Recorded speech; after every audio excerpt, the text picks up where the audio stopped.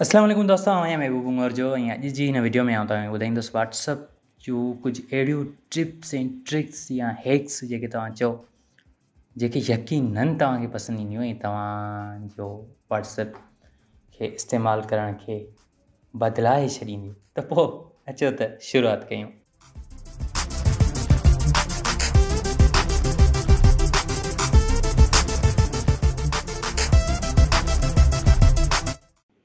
दोस्तों, सभ खां पहिरीं जेका ट्रिक आहे उहा इहा आहे त तव्हां कंहिंजो बि नंबर बग़ैर सेव करण जे उनखे व्हाट्सअप ते मैसेज करे सघो था, कॉल करे सघो था, कुझु मोकिले सघो था बग़ैर सेव करण जे। कीअं?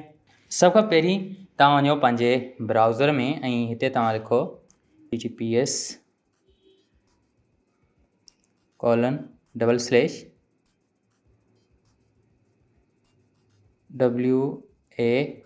wa.me/92 उन खां पोइ अॻियां नंबर लिखो।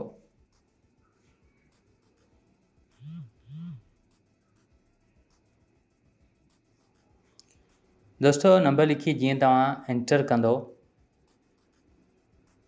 त कुझु हिन तरह जो तव्हांजे साम्हूं अची वेंदो। कंटिन्यू टू चैट ते तव्हां क्लिक करियो ऐं डायरेक्ट तव्हां उनखे व्हाट्सअप तां मैसेज करे सघो था।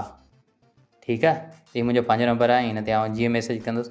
ऐं हाणे टिक नंबर ॿी, तव्हां पंहिंजे नंबर ते मैसेज कयो, फ़ौरन वेंदो, फ़ौरन तव्हांखे ब्लू टिक ईंदी। इहो तव्हां कॾहिं इस्तेमालु ई कोन कयो हूंदो। ॾिसो हा, ॾिसो केतिरी देरि में मूंखे रिप्लाई अचे थो। बहरहाल हीअ त टिक न आहे।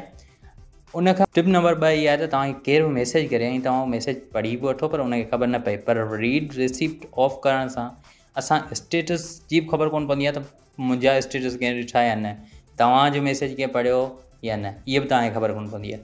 त रीड रिसिप्ट खां अलावा जेकॾहिं तव्हांजो केरु मैसेज पढ़े ऐं तव्हांखे ख़बर न पए, उहा कहिड़ी ट्रिक आहे? तव्हांखे जेकॾहिं केरु मैसेज करे थो, मिसाल तौरु आउं मुंहिंजे नंबर ते हिकिड़ो मैसेज करियां थो, हेलो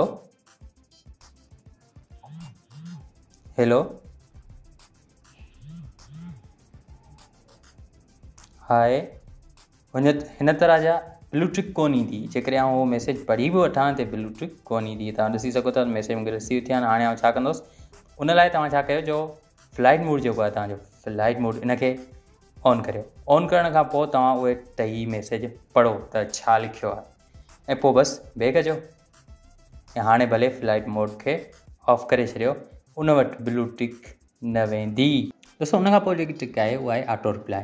अगरि तव्हांखे को दोस्त, माइट या केरु बि मैसेज करे थो ऐं तव्हां चाहियो था त उनखे ख़ुदकार तौर ते जवाबु मिले, त तव्हां कंहिं कम में मसरूफ़ आहियो या तव्हां उनखे जेतिरो जल्दी थी सघियो जवाबु ॾींदा, फ़िलहालु उनखे तसली मिले। उन लाइ तव्हां वञो प्ले स्टोर ते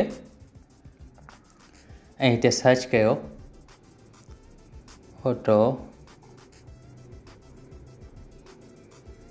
रिप्लाई ऑन व्हाट्सअप।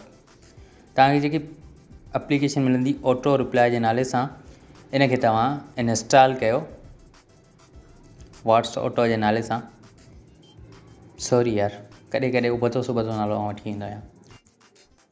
दोस्तों, हिन एप्लीकेशन खे ओपन करियो। ओपन करण खां पोइ हिते तव्हांखे ठहियलु ठुकल काफ़ी सारा मैसेज मिली वेंदा। तव्हां हींअर मसरूफ़ आहियां, उन खां पोइ तव्हांखे मैसेज करियां थो, या आउं हींअर गाॾी पियो हलायां, सुतो पियो आहियां, कोन थो ॻाल्हाए सघां, या मूवी पियो ॾिसां, या कमु पियो करियां, मीटिंग में आहियां, कुझु बि तव्हां ते लिखी सघो था सिंधीअ में।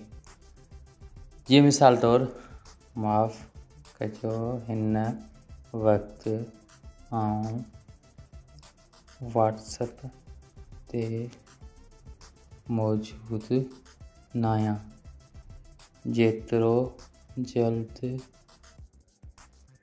थी सघियो तव्हां सां राब्तो कंदुसि। ठीकु आहे दोस्तों, ईअं मूं लिखी कस्टम रिप्लाई ऐं ओके करे छॾियो। हाणे अगरि मूंखे केरु मैसेज करे थो, जेकॾहिं आउं अवेलेबल न आहियां या ऑफलाइन आहियां, त व्हाट्सअप उनखे ऑटोमेटिक जवाबु ॾेई छॾींदो। दोस्तों, उन खां अलावा हिकिड़ी ॿी ट्रिक आहे जेका तमामु घटि दोस्त ॼाणंदा हूंदा। उहो इहा आहे त व्हाट्सअप में तव्हां हाणे फिंगरप्रिंट लॉक बि लॻाए सघो था। कीअं? उन लाइ तव्हांखे वञिणो पवंदो सेटिंग में, ऐं सेटिंग में वञण खां पोइ तव्हांखे वञिणो पवंदो अकाउंट में। अकाउंट में वञण खां पोइ प्राइवेसी में वञण खां पोइ तव्हांखे हेठि मिलंदो फिंगरप्रिंट लॉक। इहो डिसेबल आहे, हिनखे अनेबल कयो ऐं हिते पंहिंजी आङुरि रखी करे आफ्टर 1 मिनट या जेॾी महिल तव्हां हुनखे बंदि करियो था उन टाइम ते, या 30 मिंटनि खां पोइ जेॾी महिल तव्हां हुनखे रखणु चाहियो रखी सघो था। जेका आउं अक्सर वीडियोज़ में ॿुधाए चुको आहियां त तव्हां पुराणो मैसेज, माना अॼु खां साल अॻु जेको तव्हां मैसेज मोकिलियो उनखे बि डिलीट फॉर एवरीवन करे सघो था। उहो कीअं था करे सघो? उन जे लाइ मथे ॾिनल वीडियो जेकी आहे आई बटन में, उहा ज़रूरु ॾिसो।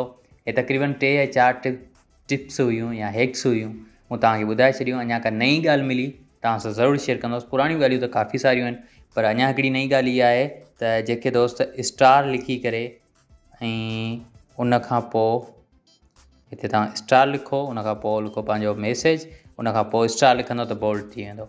पर इनखे बग़ैर स्टार लिखण जे बि बोल्ड करे सघिजे थो।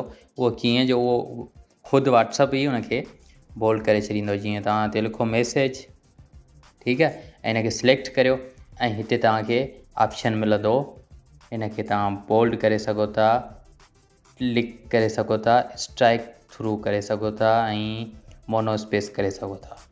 ठीकु आहे, 4 ऑप्शन तव्हांखे मिलनि पिया। जीअं तव्हां हिनखे बोल्ड कयो त हीउ बोल्ड थी वियो, ऐं इनखे साॻी तव्हां जे करे वरी स्ट्राइक थ्रू कयो त अहिड़ो थी वियो, मतिलबु त डिलीटेड कॉन्टेंट नज़र ईंदो। ऐं इनखे जेकॾहिं तव्हां वरी मोनो स्पेस कयो त अहिड़ो थी वेंदो। मतिलबु त हिनखे जीअं तव्हां करणु चाहियो करे सघो था बग़ैर के महिनत करण जे। तो दोस्तों ये हुई अॼु जी वीडियो। उम्मीद है तव्हां सभिनी खे ज़रूरु पसंदि आई हूंदी। वधीक इन वीडियोज़ जे लाइ मुंहिंजे चैनल खे सब्सक्राइब कयो, घंटी जे निशान ते क्लिक करे हाल ते क्लिक करे छॾियो। को बि सवाल आहे कमेंट में लिखो। हिन वीडियो खे अञा ताईं लाइक न कयो त लाइक कयो, दोस्तनि सां ज़रूरु शेयर कयो। मिलां थो तव्हां सां अॻी वीडियो में, तेसीं ताईं इंतज़ारु बि कयो। अल्लाह हाफ़िज़, गुड बाय।